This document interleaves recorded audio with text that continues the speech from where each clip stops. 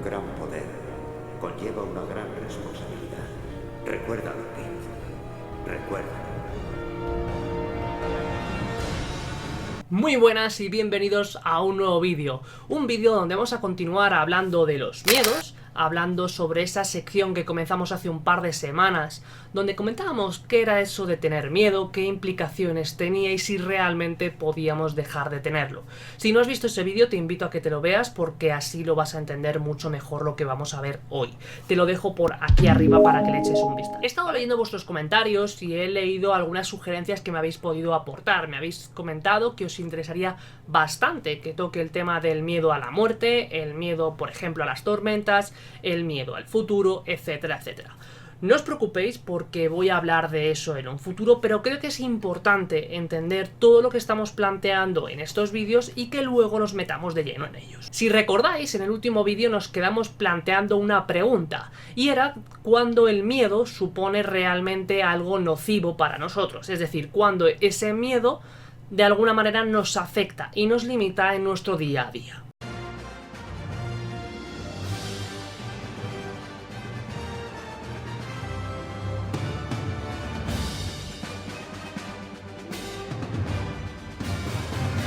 Y esto me parece un punto muy importante, porque si realmente el miedo es algo beneficioso, algo que lo tenemos gracias a la evolución, en ningún momento nos va a suponer nada negativo para nosotros. Al menos tú me dirás, eso fue lo que dijiste tú, David, en el otro vídeo. Por lo tanto, estamos viendo que el miedo realmente es una emoción muy útil. Tienes toda la razón si estás pensando esto, pero tenemos que establecer una diferencia. El miedo adaptativo, es decir, el miedo que podemos sentir o experimentar ante distintas situaciones que nos generan esas sensaciones de miedo y que de alguna manera supone una respuesta de nuestro cuerpo para defendernos, como su sentido arácnido, pero en ciertos momentos esta respuesta supone una limitación para la persona. Es decir, que la respuesta de miedo le está afectando a esa persona en su día a día por múltiples razones.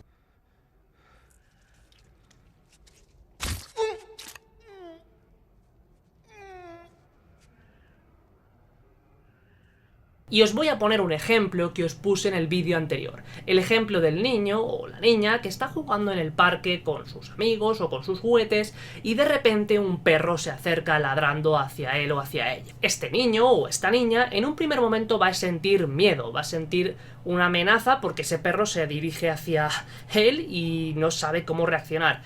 Y en algún momento puede que ese niño se asuste o se caiga del columpio y claro, a esto le podemos añadir una serie de síntomas más. El niño, si atendemos a las respuestas fisiológicas que estará experimentando, se sentirá muy nervioso, le latirá el corazón, empezará a sudar, quizás a llorar, si ve que las demás personas de su alrededor se asustan también, se asustará más, etcétera, etcétera. Este niño, si a raíz de este hecho empieza a evitar ir a otros parques o jugar con otros niños en zonas de arena o incluso empieza a evitar el contacto con perros y otros animales, generará un miedo, en este caso una fobia específica, que ya hablaré de las fobias, hacia los perros. Es decir, al evitar todas esas situaciones, empezará a sentirse más seguro. Eso es algo que a corto plazo le viene muy bien, pero a largo plazo le supone un malestar que va a ir aumentando en su intensidad.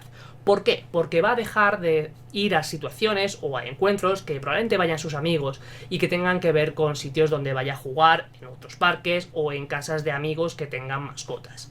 Este niño, que en un primer momento va a utilizar la estrategia de evitar como un recurso muy útil a corto plazo, se dará cuenta que a largo plazo no le sirve para nada y ahí empezará su dificultad, porque estará más aislado que el resto de sus amigos. Y ejemplos como estos, los psicólogos vemos un montón en el día a día. Por poner varios ejemplos, podemos pensar, por ejemplo, en personas que tienen miedo a montar en avión, o personas que tienen miedo a las alturas, o a montar en ascensor, o a salir de casa, etcétera, etcétera. Algunos de estos ejemplos, de hecho, los planteasteis vosotros, que os gustaría que hablase en próximos vídeos, así que si no estás suscrito, te invito a que te suscribas, porque en próximos vídeos vamos a analizar este tipo de casos. Y aprovecho para decirte que si este vídeo te está gustando y el contenido del canal en general te gusta, te agradecería un montón que puedas darle un like al vídeo, suscribirte si no estás suscrito y compartir el vídeo para ayudar a que el canal poco a poco vaya creciendo. Vale, y ante este tipo de situaciones, ¿qué síntomas podemos sentir o qué síntomas pueden aparecer en las situaciones que estoy comentando en el vídeo de hoy? Seguramente no haga falta describir todos estos síntomas porque si tú que me estás viendo has pasado por alguna situación de estas características, sabrás perfectamente cómo se suele sentir una persona así. Pero por hacer una recapitulación de todos estos síntomas podemos hablar de algunas sensaciones fisiológicas que experimentamos todos cuando sentimos miedo. Por ejemplo, que el corazón nos late más deprisa, que empezamos a sudar, que tenemos dificultad para respirar o que incluso estamos muy nerviosos cuando llega el momento de pasar por la situación que tenemos que pasar. Por ejemplo, si tenemos que exponer en público y nos da mucho miedo hablar en público, momentos antes o incluso días antes empezamos a estar más y más nerviosos. Cuando nos enfrentamos al miedo es la amígdala la que responde a la información que envían los sentidos y de forma instintiva aprieta el botón del pánico. La amígdala es una de las regiones del cerebro con más interconexiones. Envía señales a zonas del tallo cerebral que generan respuestas del cuerpo. Empiezas a sudar, el corazón se acelera, puede que te quedes paralizado, puede que salgas huyendo. Y por dar una recomendación o un consejo con el vídeo de hoy, me gustaría decirte lo que no hay que hacer en este tipo de casos. ¿Por qué? Porque seguramente tanto tú como yo hayamos visto un montón de información, sobre todo por redes sociales, que determinadas personas te invitan a que te enfrentes a esa situación que te da miedo, de golpe, de repente. ¡Hasta el infinito y más allá! Que lo hagas sin más. Y esto es algo que bajo ningún concepto hay que hacerlo de golpe porque puede ser incluso contraproducente. Y te preguntarás por qué. En primer lugar, porque si lo haces de golpe y sin las herramientas adecuadas, puede que ese miedo se incube, es decir, que te dé aún más miedo en próximas situaciones. O que, por ejemplo, si te da miedo hablar en público y de repente lo haces y esa situación no sale del todo bien, porque no la has planificado, te dé incluso más miedo o que todos los síntomas que estás experimentando y que experimentabas antes aumenten en su intensidad.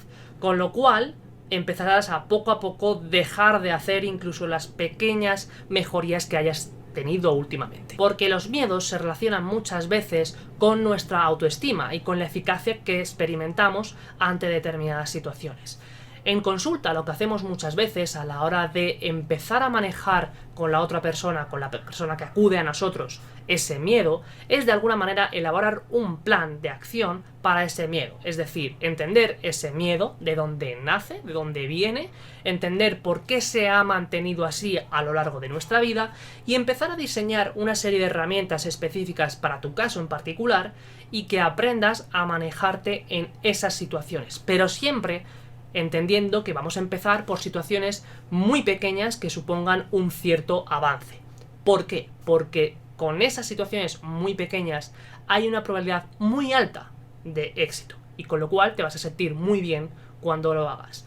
Por supuesto, esto es algo que hacemos en consulta y que va a requerir tanto del trabajo de profesional como tu trabajo, por supuesto. Nosotros lo que proponemos es pasar de la imagen a la fotografía a la realidad virtual. En la empresa O Virtual están experimentando con la fobia a las alturas y a las aves. Utilizan para ello un equipo de realidad virtual y lo nutren con las imágenes que ellos graban gracias a 14 pequeñas cámaras que funcionan al mismo tiempo y captan imágenes en 360 grados, en 3D, recogiendo así todo lo que tenemos a nuestro alrededor. La sensación de realismo es mucho más fuerte y eso nos permite que el paciente con el que se trata, digamos que se sienta mucho más inmerso dentro de la escena que está viviendo. En un gabinete de psicología malagueño han comenzado a trabajar con este sistema en algunos pacientes y el resultado, aseguran, es muy positivo. El tratamiento consiste en una exposición gradual a ese estímulo. Empieza por fotos porque suele ser lo menos temido. Entonces la realidad virtual, digamos que es un paso intermedio entre un vídeo, entre una foto o algo que es poco tangible con la realidad. Al final el paciente terminará su tratamiento enfrentándose a su fobia en la realidad. De cara al futuro, estos jóvenes emprendedores podrán trabajar con otros muchos contenidos referidos a otras fobias, como la de montar en avión. También han diseñado un prototipo de gafas que funcionan con el móvil como pantalla, que tendrían el mismo efecto y que ayudarían en movilidad y autonomía. Bueno, y hasta aquí el vídeo de hoy. Me gustaría que en los comentarios dejaseis vuestra opinión sobre algunas situaciones que consideráis que habéis evitado en vuestro día a día o alguna vez en vuestra vida por algún miedo en concreto que hayáis tenido. En próximos vídeos vamos a ir analizando todo lo que comentasteis en el vídeo anterior sobre los miedos.